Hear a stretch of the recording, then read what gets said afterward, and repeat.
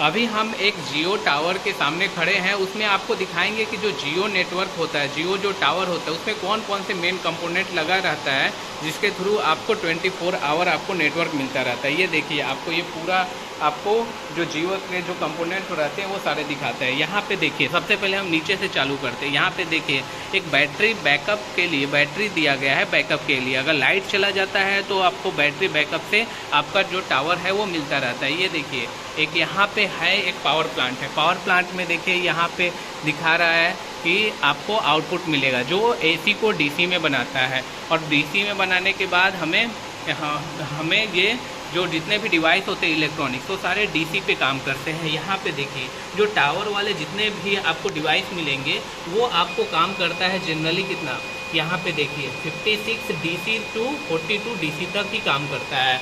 ये एसी में काम नहीं करता है, क्योंकि एसी में क्या होता है कि फ्लक्चुएशन ज़्यादा होता है और डीसी में कांस्टेंट करंट मिलता रहता है। इसी कारण हम जितने भी इलेक्ट्रॉनिक्स डिवाइस होते हैं सबको हम डीसी में यूज करते हैं। यहाँ पे देखिए, ये सब फाइबर का पूरा एक्सचेंज है। यहाँ पे मल्टीपल डिवाइसेस से और मल्टीपल नेटवर्क हम यहाँ पे यूज करते हैं। अब दिखाते हैं हम आपको, ये पावर प्लांट है।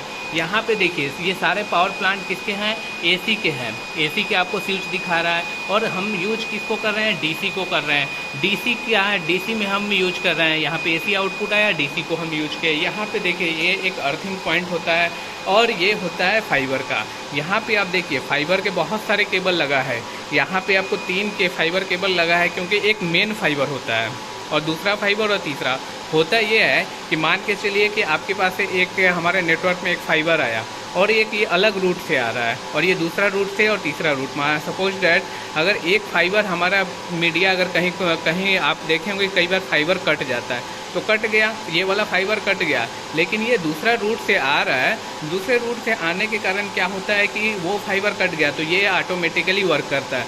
अगर ये दोनों भी कट गया तो तीसरा ऑटोमेटिकली वर्क करने लगता है। तो इससे आपको जनरली मिलता क्या है कि आपको टावर डाउन होता हुआ नहीं मिलता। यहाँ पे देखिए, एक यहाँ पे ये देखिए, यहाँ पे एक सिस्को कंपनी का जिसको हम बोलते हैं 4G का जो कार्ड होता है वो है जो रेडिएट करता है हायर फ्रीक्वेंसी को पूरे टावर के हेल्प से। अब यहाँ पे देखिए, ये सारे डिवाइसेस लगे हुए हैं। यहाँ पे देखिए, ये सारे कहाँ पे गए, एंटीना में गए। एंटीना में जो होता है ना टावर, आपको टावर क्या होता है 3 सेक्टर में डिवाइड रहता है। 3 सेक्टर में डिवाइड होने के कारण क्या होता है 120 डिग्री पे तीनों सेक्टर में हम डाटा को ट्रांसमिट करते हैं तो आपके मोबाइल के पास सिग्नल जाता है, उससे हम रिसीव कर लेते हैं।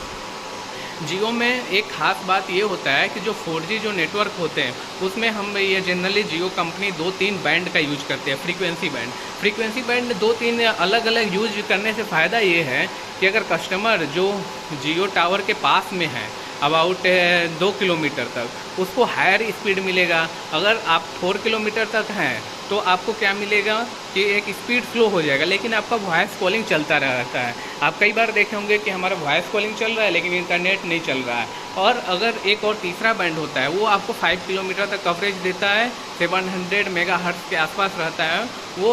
उसमें क्या रहता है कि आपको ओनली वॉइस सिग्नल मिलेगा, वो भी कम सिग्नल के साथ मिलेगा। जनरली जो जियो टावर होते हैं एवरी 5 किलोमीटर तक पे इंस्टॉल किए जाते हैं। 5 किलोमीटर पे इंस्टॉल होने से बेनिफिट ये हो गया कि मान के चलिए यहाँ पे 3 टावर है, 1 2 3। अगर ये वाला फेल हो गया तो ये फेल हो गया तो ये दोनों आपस में थोड़ा थोड़ा सिग्नल मिल जाएगा और ये काम करने लगेगा। अगर ये दोनों भी फेल हो गया तो बहुत ही ये आपको एक सर्कल में इस साइड भी रहेगा तो उससे कनेक्टेड हो जाता है। तो आपको इसी कारण जनरली आपको डाउन नहीं मिलता टावर। अब हम दिखाते हैं, देखिए यहाँ पे RF ये केबल होता है। ये पावर का हमने RU जो कार्ड होता है ये सारे गया है टावर के ऊपर, ये भी गया है टावर के ऊपर, जिससे टावर से सिग्नल को स्ट्रेंथ बढ़ाते हैं घटाते हैं। यहाँ पे आपको दिखा दिया। अब हम दिखाते हैं आपको आउटर जो टावर लगा हुआ है उसको आपको एक व्यू दिखा देते हैं। यहाँ पे आपको मैं विंडो से ही दिखाता हूँ अभी आपको। यहाँ पे देखिए, यहाँ पे एक टावर लगा हुआ है, उस टावर पे ये सिग्नल आपको पूरा मिलेगा। देखिए यहाँ पे कंप्लीट टावर है, टावर पे आपका सिग्नल गया। यहाँ पे देखिए केबल होते हुए ऊपर में चला जाता है और उसी से हमें पूरा सिग्नल मिलता है। आप ये और कई लोगों को डाउट रहता है कि जो जियो का नेटवर्क है वो सैटेलाइट से कनेक्टेड है, उसमें कोई फाइबर कनेक्शन नहीं है। लेकिन ऐसा नहीं है, जितना भी अभी टेलीकॉम कंपनी है अभी इंडिया में, वो सारे के सारे जो हैं वो अंडरग्राउंडेड फाइबर केबल के थ्रू ही काम करते हैं। फाइबर केबल काफ़ी हायर स्पीड तक सपोर्ट करता है। ये देखिए, यही सब, इसी को हम फाइबर केबल बोलते हैं। जैसे देखिए यहाँ पे आपको फाइबर केबल है, ये एक यहाँ पे अलग मल्टीपल डिवाइसेस कनेक्टेड है, वो सारे अलग अलग सर्विस देते हैं। ये सारे के सारे अलग अलग डिवाइस हैं। यहाँ पे आपको देखिए, जैसे यहाँ पे मॉडेम दिया है, इसके थ्रू हम क्या करते हैं कि ऑफिस में हम लिंक देते हैं। जैसे एक हमारा क्या है, ट्रेजरी ऑफिस है, फिर बैंक का है। इस तरह हम अलग अलग सारे कंपनी को हम सर्विस प्रोवाइड करते हैं हायर स्पीड के लिए। अब तो FTTH आ गया, FTTH के थ्रू भी हम कनेक्शन दे रहे हैं। कनेक्शन में क्या होता है, 100 Mbps 2 MB 100 Mbps के थ्रू इजीली कनेक्शन मिल जाता है, जो OLT के थ्रू ही कनेक्शन ट्रांसमिट होता है। Thank you for watching. अगर कोई डाउट आता है इस टावर से रिलेटेड तो आप ज़रूर पूछिएगा। देखिए कितना कॉम्पैक्ट है, इसको हम कहीं भी लगा सकते हैं बहुत आसानी से। जो हमारा एक्सचेंज रूम था वहाँ से यहाँ पे ट्रैक के थ्रू केबल जाता है। ये केबल टावर के टॉप मोस्ट पे जाता है, और ये देखिए यहाँ पे पैराबोलिक टाइप का एंटीना लगा है। वही एंटीना रेडिएट करता है एक फ्रीक्वेंसी को, जो आपके मोबाइल को पे सिग्नल को पहुँचाता है। उसी से आपका वॉइस